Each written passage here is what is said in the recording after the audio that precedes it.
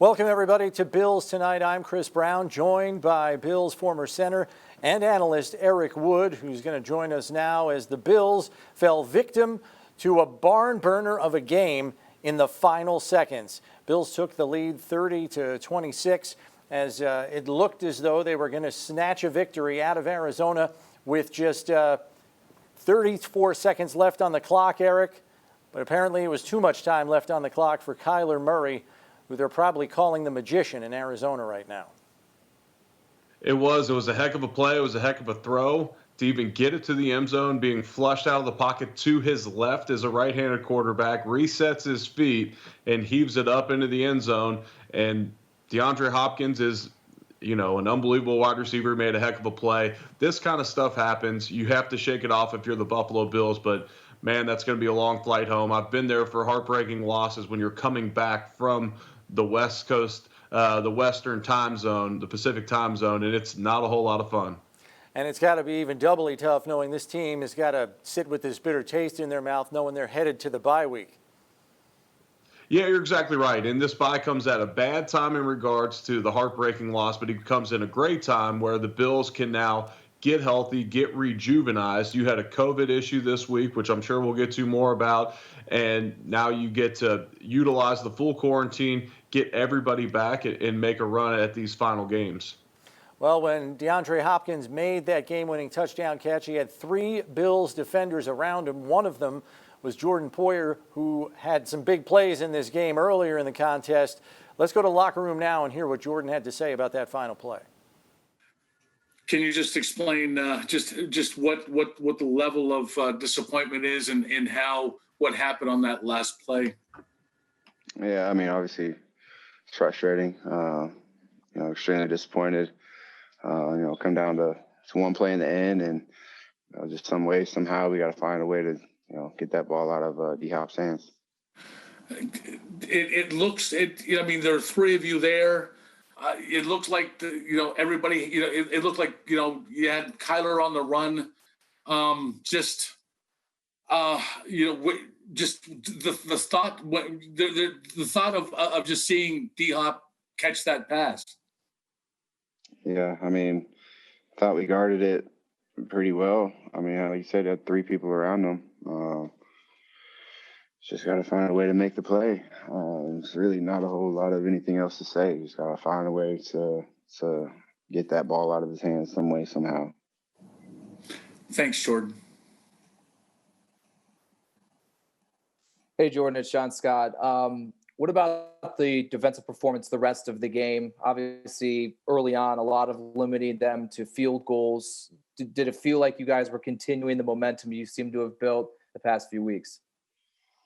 Yeah, I mean, it's a good offense. They made some plays, but like you said, in the red zone, we were able to blow up and force them to kick a couple field goals. But in the end, like I said, it comes down to the last play. You can have a good game all game, but that one play, obviously we all went back, and it's a tough one. We'll learn from it, but definitely is a tough one. And then a loss in general, but the way that this one ended, does it make having the bye week upcoming even more challenging, knowing this is what's going to have to be your lasting memory for more than just the traditional week? Yeah, but we're gonna continue to stay hungry. That one obviously stings, and so we're gonna learn from our mistakes from the game, and we're a hungry football team. We're a good football team, and like I said, that just came down to the last play and just us being able to find a way to get that ball out of his hands. Thanks, Jordan. Hey, Jordan, I kind of want to follow up on a little bit of what John Scott just asked you. Defensively, I know it hasn't been up to what you guys would consider the standard for most of the season, but the last couple of games, seems like you've got kind of the train going in the right direction. Did you see some stuff that you guys can build on again on this one? I mean, just us being able to find ways to continue to take the football away. I think you can continue to always build off of that. And one thing that we always harp on each week is winning the turnover battle. And I think that they were +1 today, so we didn't do that. So, that comes back to us just finding ways to to get the football out, find a way to take the ball away, and create extra possessions for our offense. We find out that you're going to be short a couple of cornerbacks on the opposite side of Tre'Davious. What kind of job do you think Dane did, obviously, before he got injured? I mean, he looked like he was playing pretty good ball. Yeah, Dane's a good football player. He's a good cornerback. He's a good football player for our football team. So we have all the confidence in the world when Dane comes in the game. Thanks, Jordan. All right, that's Jordan Poyer, 4 tackles on the day, including a big interception along with a couple of pass breakups. And really, Eric, when you think about it, this defense, yes, it is still giving up yardage. It is still giving up points, but they were stingy in the red zone today, an area where the Cardinals excelled coming into this game. 75% conversion rate, good for 5th in the league, and they hold them to 2-4 today, way below their average success rate. Yeah, in the first half, they did a really good job. I was ecstatic on the first possession watching Dane Jackson break up that ball one-on-one against DeAndre Hopkins for a rookie 7th rounder coming off the practice squad in that situation where he knew he was going to have a lot of eyes on him throughout this game because of the COVID story, and then as well as just him replacing a starter and him not having action. He was going to get a lot of attention. So good for him making that play. Made a lot of plays in the game, too. Was one of the leading tacklers before he left with an injury. But let's go back to the locker room now as we hear from Josh Allen, who looked like he staged a game-winning 12-play touchdown drive with 34 seconds remaining. Josh, thanks. You got words to try to describe how this thing just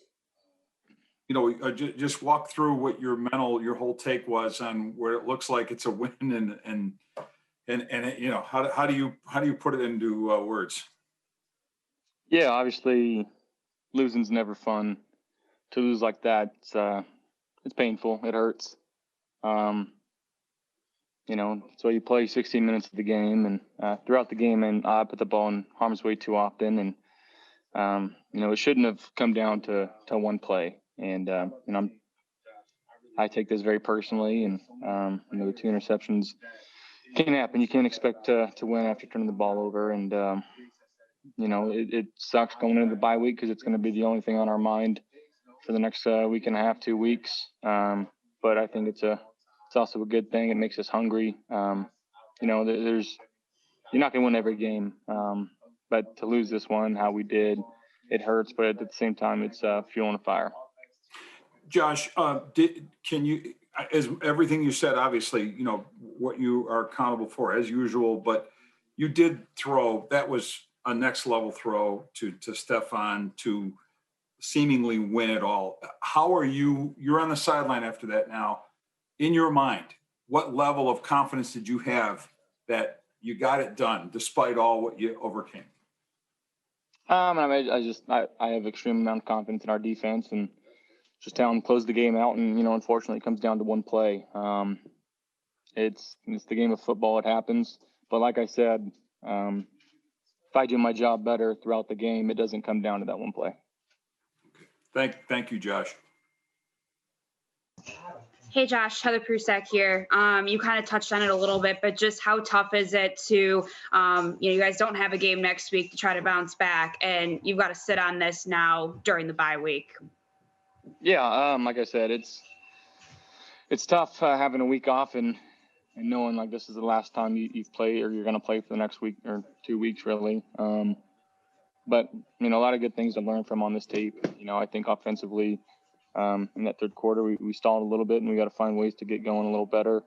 Too many punts, like I said, two turnovers, and we can't do that. That first half we had a pretty good thing going, moving the ball and putting some field goals up. And again, at third quarter, late third quarter, early fourth quarter, we got to be better and find ways to move the ball. And, that's on me. What is it about the third quarter of games? Because it seems like that's kind of been, this team's Achilles heel, especially this season. If I knew, I think it'd be better. But, it's just game plan adjustments that the defense is making. And, we got to find ways to figure it out faster. And it's myself and going and talking with the quarterbacks and Coach Dorsey on the sideline and figure out what they're trying to do. So, I can have a better sense of what to do and how to get into our answers. So yeah, I mean,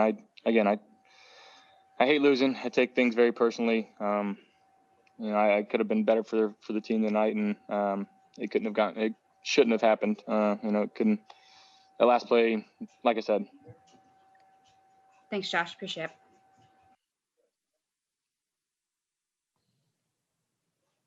Hey, Josh, I was going to ask you, it's Adam Benini. I was going to ask you about the third quarter situation, but since Heather touched on that, I will ask you just kind of in general, looking back at kind of the week that was, and how you were able to focus last week against Seattle after the passing of your grandmother. I'm sure the very uplifting aspect of the fans contributing in the form of the donations. I guess describe this week and maybe the emotional roller coaster it had to be for you heading into this game today. I mean, I didn't really let it bother me or affect me too much. There was a couple interviews, couple stories, but I felt pretty locked in and focused on the task at hand. We had a good week of practice, and again, we had our opportunities throughout the game, and shoulda, coulda, woulda, and you hate those types of games, especially going into a bye week like this. But again, I can't give two turnovers to the other team and expect to win, but it's just one of those games. They made one more play than we did. All right, Josh, thank you. Hi, Josh. This is Jordan LaBarber with Bills.com. Tyler Bass had maybe a career day today. What can you say about the way I guess he's improved, and how much confidence do you have in him right now? I mean, we have an extreme amount of confidence, and he's got the leg, got a crazy big leg, and he's a young guy. And I know early on things weren't going his way, but he's turned it around, and we all have faith in him. And he had I think 2 50-plus field goals today, which is awesome. For a rookie to go out there and do that, and he's only going to get better. So it's extremely promising. He's a great dude. On top of that, the guys in the locker room love him, and we got his back no matter what. Hey, Josh, Matt here. I came in late, so sorry if you touched on this already, but I was just wondering, what did Arizona's defense do that, what did they do well today against you from your perspective? I know you have to look at the tape, but, it seemed like at times it was tough to move the ball. What do you think they did well? I mean, I think they did a good job of disguising some things and bringing different types of pressures. They got to me a couple times, and I got to be better with finding out what they're doing and going out there and executing the play call. So, again, like you said, we'll watch the tape. I know we didn't get our rushing game going too much, and so that's something that we obviously would love to do. And we'll look at it and we'll figure out what we can do to best move forward and go from there. Thanks, Josh.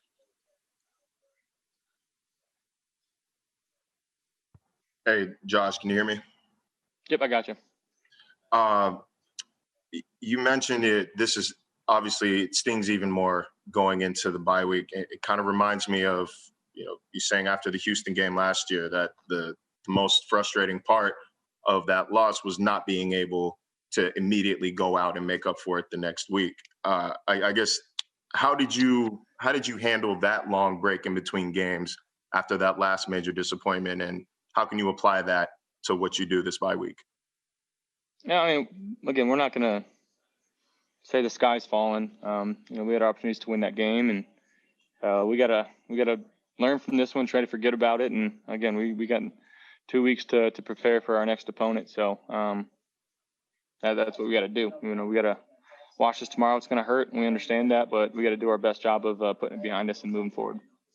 Gotcha. And like you said, the run game struggled to get off the ground today. I guess no pun intended. But where does Cole Beasley come into play? Where do those short passes to Cole come into play when you're having a tough time running the ball?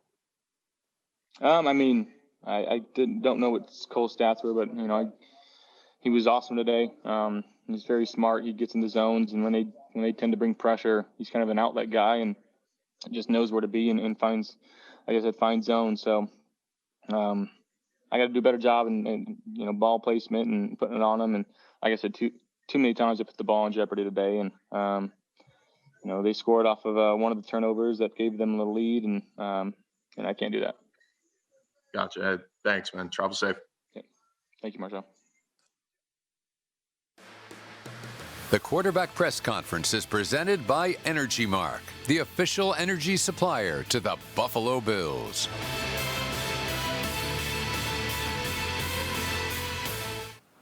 All right, some interesting thoughts there, Eric, from Josh Allen. You look at the way the game kind of ebbed and flowed, and the Bills, I thought, had really good control, as you mentioned, in the first half, and then it was just back and forth, and you kind of got that feeling like it was going to come down to who had the ball last.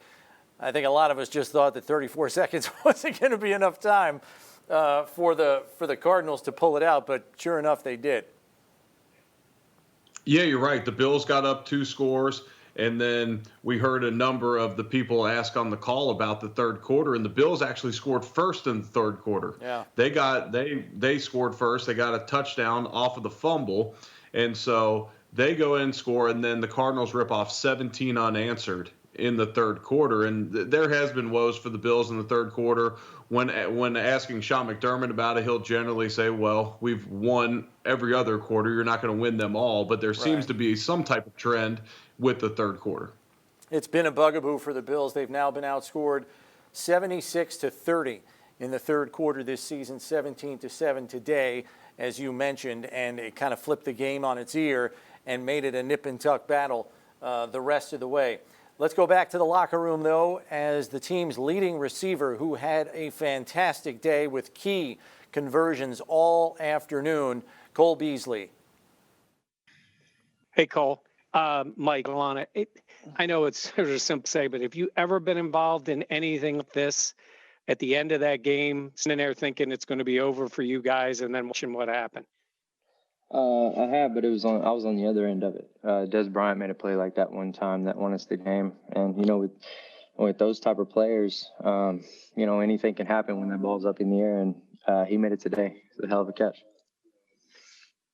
You know how good those guys are. You had Micah, Jordan Poyer, and Trey around them. Do you just have to, you just said what a great play. Do you just have to tip your hat to him for going up there and basically stealing the game from you? Oh yeah, for sure. What am I supposed to say? That's kind of his calling card and what he's done over his career. He makes big plays like that and acrobatic catches, and that's just what he does. And anytime they throw it up and he's around it, you get nervous, and that's why. And how about for you guys? Obviously, offensively, after the struggles in the second half, you made plays, a ton of Josh kept making them. He gets Diggs for touchdown. Even though it ends in this crazy way, you got to take even more from this. Again, your offense came through and made huge plays. Yeah, we came through, when we needed the most at the end, but there was a lot of plays earlier that got away from us. We got to take care of the football better. We gave them extra opportunities. And if we play better in those 2 situations, the game would probably be a different game. And then we had a million penalties as well, and that hurt us big time. All right, thank you. Yep. Hey, Cole, Dante Lasting, Bills.com. Can you hear me? Yep. How impressed was the sideline after Tyler Bass just hit the 54, the 55, and then the 58-yarders? Yeah, I've been around a lot of kickers, and I've been around some good ones too. There's some that overthink stuff sometimes, and I like him because he never does. He just goes out there and kicks the hell out of the ball, and I admire him for that. Hit or miss or make, he's gonna kick the hell out of it every time, and that's the way you got to be at any position. I just like his attitude and how he approaches it. Thank you. Have a safe flight home. Yep, thank you. Hey, Cole, Thad Brown, can you talk about what Arizona was doing most of that second half before the last drive that just kind of had you guys struggling offensively a little bit? Well, they do a good job of just mixing it up and throwing a lot of different things at us and blitzing with different coverages behind it. And, that makes it tough. We got to do a better job of handling those. But they did a really good job of mixing it up and never doing the same thing like the whole time. So they did a great job. I know it probably didn't seem like a whole lot right now, but the third down catch you made on the start the last drive, the one-hander by the sideline, can you kind of take me through that a little bit? Because it seemed like an amazing, a 4-yard play, but a great catch. We'd run that play a few times earlier, and I had broken in, and they had guys kind of dropping out, so he couldn't get it to me. So on that one, I kind of just said screw it, and the guy was outside leverage, and I broke out anyway. Josh made a good throw where he couldn't get to it, and I just made a play on it. But we just got to do a better job early of making those plays, and not just do it at the end of the game. That's it. I know it hurts to be on the losing end of this, but this might be the game of the NFL regular season. Is there some, I don't know, solace, good feelings that come with being part of what looked like a high level heavyweight matchup, even if the other guy got the last punch in? I mean, these are the games that you kind of dream about as a kid, coming down on the wire, and you got to make plays down the stretch. So I think both sides were in the moment and really enjoying that moment and really taking full advantage of it. And that's what makes a good football game and what makes this game so great. Just competitors on both sides competing, and you saw that tonight. Thanks, Cole. Appreciate it. Yeah. Hey, Cole, you got me? Yeah. Hey, so my only question is, does this loss kind of sting a little bit more knowing that you guys have the bye week next week and you kind of have to sit on this one? I think it stings more just because the way we lost. I mean, either way, whether it was a bye week later or we had a game next week, it still would have stung bad because you hate to lose like that. That's a tough way to go down with a last second touchdown. All right, thanks, Cole. Yep. All right, thanks, Cole. You're good to go. Thank you. All right, that's Cole Beasley. 11 catches, 109 yards, and a touchdown in a losing effort. But, man, that guy was so critical to keeping several of the drives alive for the Bills. Had the touchdown after that turnover as well. You heard he got asked about it, Eric. That 3rd and 4 catch, I mean, he was a 5'10" guy that turned into a 6'5" guy on that play. I didn't think he could climb the ladder like that. Yeah, you're exactly right. And he had 4 catches on the final drive. 2 were for first downs that kept the drive alive. And just a phenomenal player. I've said it before.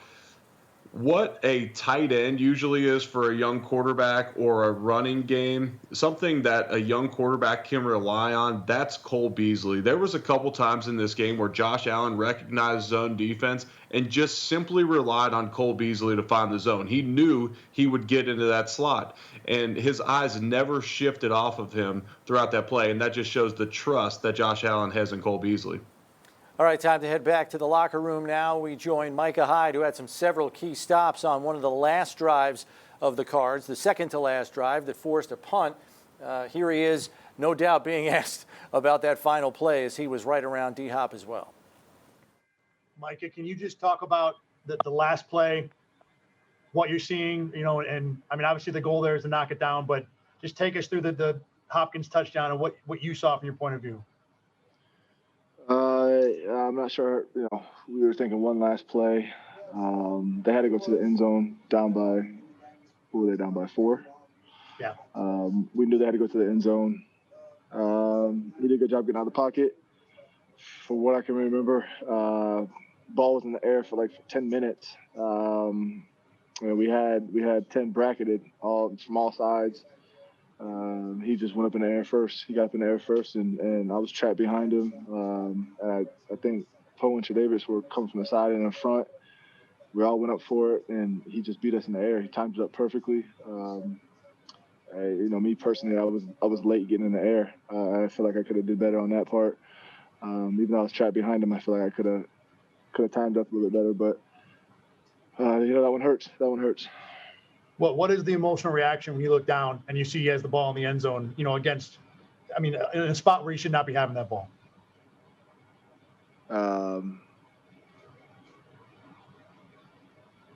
My reaction is pissed.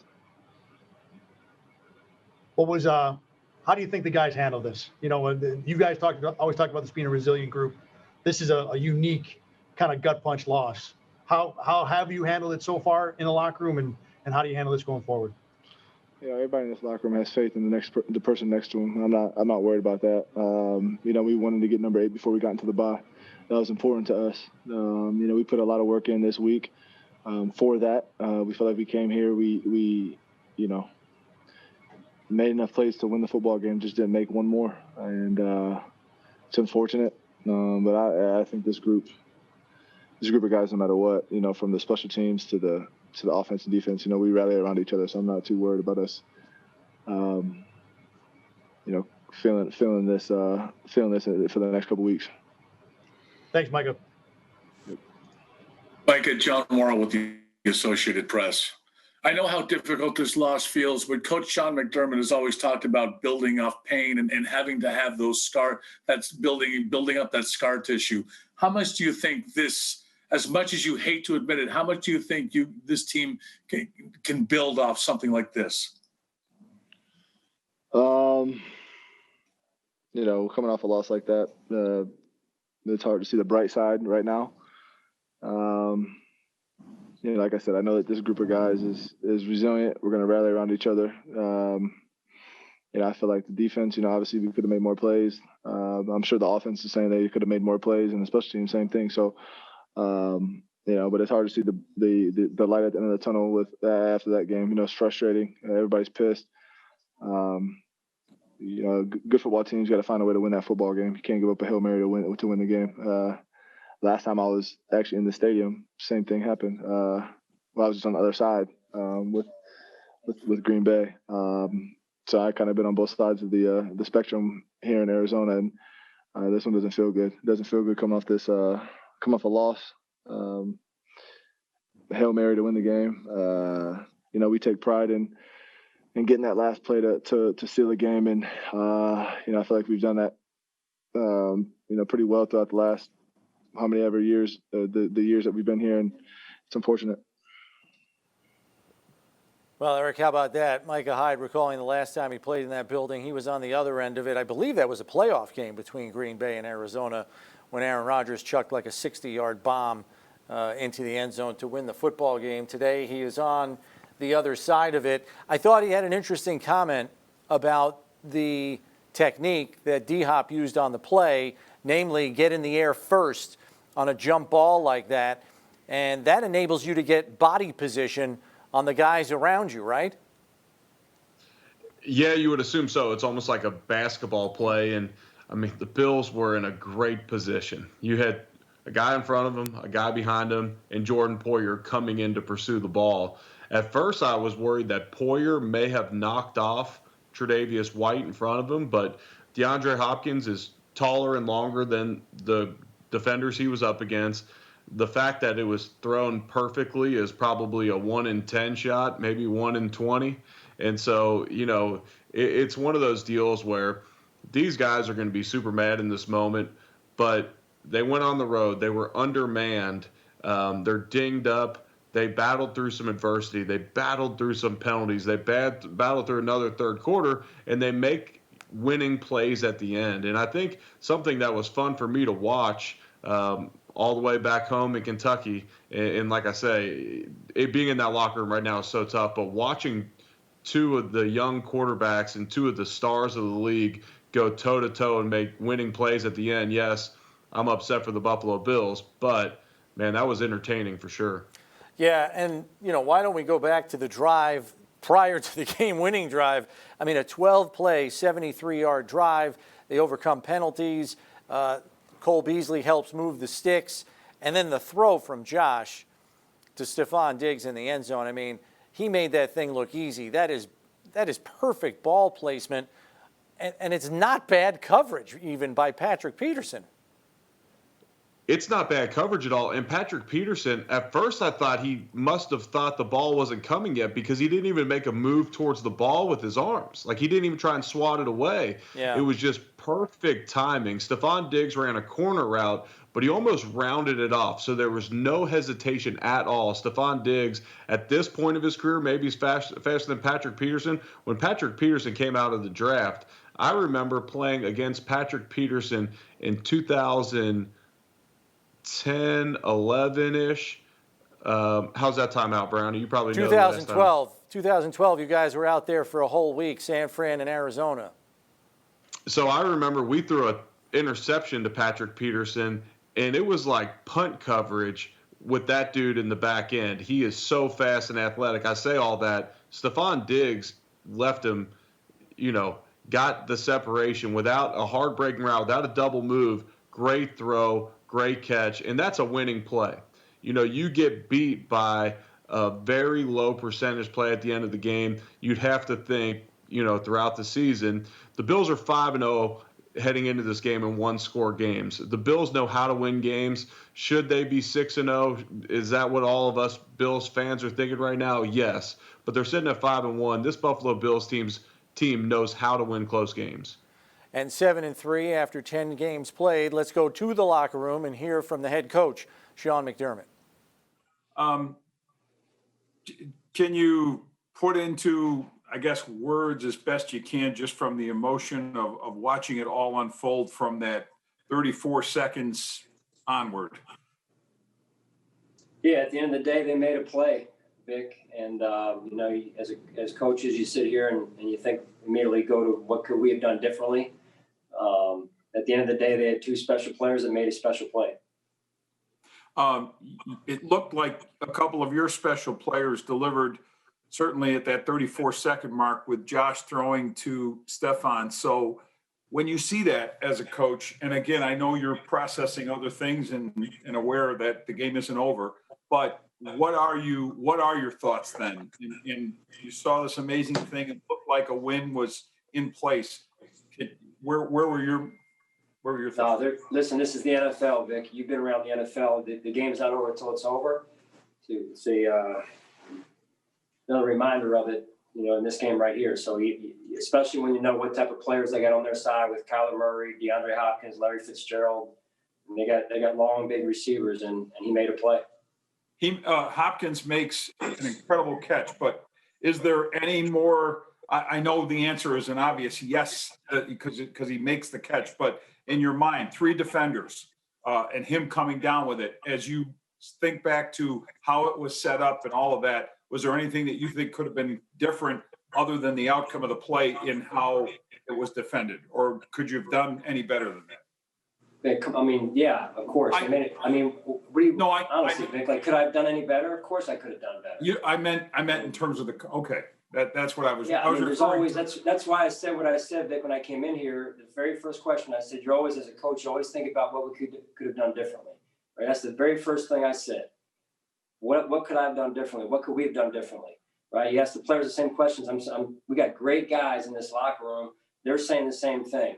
Knock the ball down. We can't be interception minded in that situation. Knock the ball down. Right? So at the end of the day, give them the credit. They made a special play. Thank you, Sean.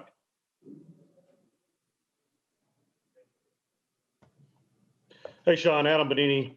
I guess to follow on Vic, is that just a fundamental breakdown there in terms of how the play was defended and how it was actually executed by those defending that pass? Yeah, I mean, listen, we had three guys there, Adam. When I looked over, we had three guys. I haven't seen the video of it yet or anything like that, but we had three guys there. We got number one, you don't want the quarterback to be able to extend the play like that. Number one, stating the obvious.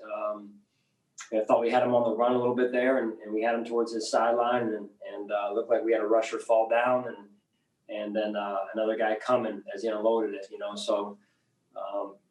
You always think about what we could have done differently. Again, like I said to Vic, that's the first thing we do, first thing I do, and so, yeah. My only other follow-up is you had a timeout. You called timeout, I think, with 11 seconds left. Can you tell me the reasoning behind that? What the message was you tried to send to your team? And I guess in hindsight, did that allow them to maybe set something up? Well, that's a question for them about scheming something up. At the end of the day, I don't know what scheme. I mean, listen, they made a play. They threw the ball on the run, and they made a play. So we had timeouts to burn. I was trying to get our rushers a rest and our players a rest and make sure they understood the situation, and take a look at their formation at the same time. And so we try and do that together, as much information as we can prior to a critical play or in that situation, the last play. All right. Thank you, Sean. Sure. Hey, Sean, just kind of big picture question for you. Just how tough is it now that you guys don't have a game next week to be able to bounce back from this right away, and you have to sit on this feeling now into the bye week for 2 weeks? Yeah, it hurts. It definitely hurts, Heather. I know it hurts everyone in our locker room, myself included. It hurts bad. But at the end of the day, that game should have never come down to one play, and that's the way you look at it. And certainly, again, give them the credit. They made the play, the special play they had to make to win the game and beat us. That game should not have come down to that play, and unfortunately, it did. So we take our lump, we live by it, and we learn from it. And it's got to drive you harder, man. It's got to drive us all harder to want even more. I asked Josh this, and he's like, man, if I knew the answer, basically like that'd be great. But what is it about third quarters of games that seem to be this team's Achilles heel, where there's, I don't know if lapse in play is the right word, but it just seems like third quarters things start to really slow down. I mean, can you pinpoint anything as to why that might happen? I'm aware of it, Heather. I am aware of it. I think that's a study for the off week coming up here and the bye week to really dive down and into that and look into it and make sure we're doing everything we can to make sure that gets better. Thanks, Sean. Sure. Yes, Sean. Good evening, Coach McDermott, George Radney, Challenger Community News. Hey, look, tough in the day. But I'm wondering, what's your assessment of the defense? Look like the defense with the adjustments Leslie Frazier made in the second half, you really kind of controlled Kyler Murray the best you could. He really wasn't escaping for those large runs like he was doing earlier in the game. Yeah, I thought they did some good things. We did some good things on defense. They had a couple of drives there. One drive in particular where they were getting the quarterback on the pull. The quarterback read option play working on us, and we came back, made some adjustments to your point, and we were getting the ball back to our offense. We just didn't. At the end of the day, again, it came down to a one-score game, and should never have come down to that. And how would you assess Dane Jackson as a rookie playing? It seemed like when he left the game, it seemed like you kind of felt a little drop off shortly once for that short period of when he was injured. How would you assess his play so far in the games that he's been in? Yeah, I think Dane's done a nice job. I know he had the fumble recovery there on Taron Johnson's forced fumble early in the third quarter, second half there. So without looking at the film and whatnot with Dane, I think he looked like Hopkins was over there a little bit and early in the game, and Dane was he definitely held his own at times, and so I think he's off to a good start. Hey, do you think that the guys in the locker room will believe you when you tell them late in the game, hey, this game's not over, guys. Let's everybody be on our toes and make sure we were talking about that, sir. We were talking about it, and again, when you got to play like Kyler Murray over there and the receivers that they have, you gotta expect it, and that's the way the NFL is. It's coming down. Every game goes down to the fourth quarter or last play of the game. It certainly does. Hey, thanks a lot, Coach, and hey, take care. Safe trip back. All right, thank you, sir. Hi, Sean. When they get the ball back there on that drive, what's the balance as a defense between, not letting guys get behind you, but also wanting to continue to be aggressive with what was working, for them to get those, yards to get into the position to even make that throw? Yeah, it's a delicate balance, Matt. And I would just say, you always look back and say, hey, obviously we just need to make one more play, so you don't want to, if you're defending a field goal, maybe a little bit different mindset there. You're defending a touchdown, the ball's thrown from right around, I think, midfield into the end zone. Usually you like your chances, but again, they made the play, so give them the credit. I know you guys practice pretty much every situation, especially those end of game situations. What are kind of the teaching points, and is there thought, I guess, to putting like a big, tall guy on the field to win those jump ball situations? I know that some teams will throw a guy back there like that. Yeah, I mean, there's a lot of different approaches. The challenge a little bit is 11 seconds on the clock. And technically, it's not the last play of the game, albeit it ended up being the last play of the game today. But if the clock's a little bit lower there, 7 seconds in particular, you're thinking for sure last play of the game, with 11 seconds to go. There's a chance that it's not the last play of the game if they get out of bounds on the next catch, obviously. So that then affects personnel and substitutions and whether you want to put a tall person out there or whomever. Thanks, Sean. Sure.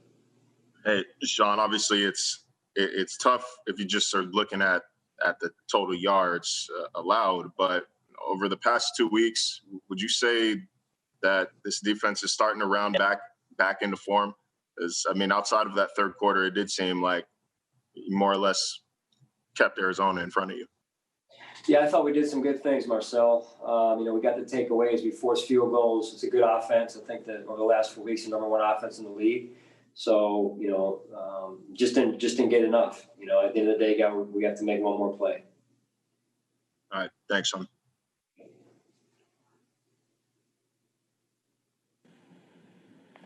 Sean, I know that these feel like, sticking fingers in wounds that haven't even healed yet, let alone, picking scabs when we ask these questions. But I want to ask you this respectfully, because I know you love. Sorry, I No. can take it. I can take it. I know you can, but I'm actually going to maybe surprise you, and I might surprise you here. I know you love your players, and we get to see a lot of times your post-game speeches anyway. The team will put them out there, and we get to see them. Can you tell us what you told your players? Because rather than what we are asking you, what did you want to go in that locker room and tell your guys after this game? I think it was just pretty straightforward. It hurts. I know it hurts. Hurts us all. If it doesn't hurt, then something's wrong with you, right? We work hard. We work our butts off, man, and you never want to go down. You never want to go down on the last play of the game. And I just said, we got to learn from it. And it's that feeling's got to make us. It's got to drive us harder to want it even more when we come back off the bye week. What can you say without putting words in their mouths, because you don't know, but what did you feel in that room? What did you feel coming back from them in this? Yeah, they're disappointed, very disappointed. I mean, whether it's me sitting in front of you on the camera now, or you could pick any one of our team from the locker room, it'd be the same. It'd be the same feeling, and that's what I love about our guys, man. This means something to them. It means something to win. It hurts them when we lose. They put in the time, as do the coaches and the whole building. So, listen, we've changed this place, right, for the better. It's a shame when these things happen the way they do. And all I can tell you is that I got a bunch of tough guys in this locker room and gals that we're going to come back, and we're going to come back stronger. All right. Thanks, Sean. Hey, Sean, I just have one more question, since this is the first time we've talked to you since it happened. Just, how tough is it when, this is the second time now where you guys are getting ready for a game, and then you have a player test positive, and then you especially when it hits your secondary going against a receiving core like what you did today, just how tough was that to get that news yesterday about Josh? Yeah, listen, it's unfortunate anytime someone tests positive, and, the guys that were apparently exposed couldn't make the trip either. And but listen, no excuses, no explanations. We got to get the job done, and I'm proud of the way that the guys, they didn't blink. To be told basically within an hour before we took off that 3 or 4 more guys were also going to not be able to make the trip. That's hard, man. And so I really appreciate the mental toughness of our group here. Thanks, Sean. Thanks, guys. Appreciate it. Sean McDermott's press conference is presented by Hunt, the official real estate and relocation company of the Buffalo Bills. All right, that was head coach Sean McDermott there, Eric. And why do I have the sense that we should believe him when he says we're going to come back stronger from this, lick our wounds, learn in the bye week, and then come back a stronger team? Yeah, it's definitely going to fuel their fire. I mean, it's like I mentioned early in the show, it's going to be a long plane ride home, and it's it's great to have the bye week right now. It's a great, it's been a long stretch up until this point, 10 games without a week off, dealing with all the new routines with COVID and all that the Bills have handled so far this season. They're happy to have the bye week, but they don't want this taste in their mouth for 2 weeks. And this is not a traditional bye week. This isn't everybody go home to your hometowns. This is COVID tests every day in Buffalo. So they are going to be working this entire time. Their fire will be fueled by the time they take the field next. One last thing I wanted to squeeze in with you, Eric, that I found interesting. We know that Mitch Morse was out of concussion protocol this week and did practice fully, but they choose to go with John Feliciano at center today, Ike Butker at left guard. Do you think that's a byproduct of them saying, hey, let's let Morse rest up, not risk him getting another concussion that's not far removed from the initial one just 2 weeks ago? Because by the time we get past the bye and come back to play, it'll be almost a month removed from that concussion. I think you're exactly right. I think they had him out there today in uniform just in case they needed him. And you saw last week that the Bills were dangerously close to putting Lee Smith in an O-lineman's jersey, which he would kind of fit the part. He wouldn't look that different from an offensive lineman if he did it. And I say that because he's a close friend of mine, and I can make fun of his weight. It's all good. But I say that Mitch Morse, you cannot play around with these head injuries. And whether Mitch Morse, if he gets another one, if he had another issue today with it, that could come, that doesn't even mean Mitch Morse came to the sideline and said, hey, I'm feeling woozy, whatever. Someone could pull him from the game, a third-party evaluator, and at that point, if you're concussion prone and they get you out, I mean, it could be a long, long time before the Bills saw Mitch Morse. Now you give him 3 weeks removed from the concussion, and you made a great point, Chris. Now you likely get him, hopefully, for the rest of the year. Yeah, and the Bills will certainly be licking their wounds. They lost a couple of more players today. Dane Jackson to the knee injury. John Brown suffers an ankle injury late when his leg bends awkwardly after making a first down reception. They are going to be welcoming this bye week with open arms for sure. Eric, thanks for all the insight and analysis. We appreciate it. Yeah, absolutely. Thanks, Chris. All right, that's Eric Wood, and that'll do it for us here on Bills Tonight. Thanks for watching. We'll see you after the bye week, everybody.